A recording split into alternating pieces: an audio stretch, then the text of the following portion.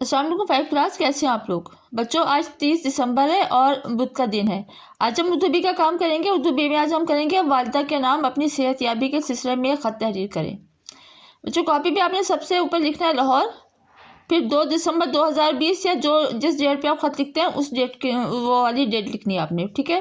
پھر لکھنا ہے پیاری امی جان، آپ کا گرامی نامہ ملا۔ گرامی ہوتا ہے خط۔ آپ کا گرامی نامہ ملا، دل کو بہت خوشی حاصل ہوئی۔ آپ نے میری صحت کے بارے میں پوچھا۔ پچھلے ہفتے مجھے بخار، کھانسی اور نزلے کی شکایت ہو گئی تھی۔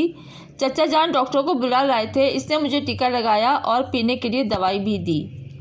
علاج اور پرہیز کرنے سے اب مجھے مکمل آرام ہے۔ میری صحت اب اللہ کے فضل سے بہتر ہے اور میں نے کل سے اسکول جانا شروع کر دیا ہے اور پڑھائی کا کام باقاعدگی سے کر رہا یا کر رہی ہوں۔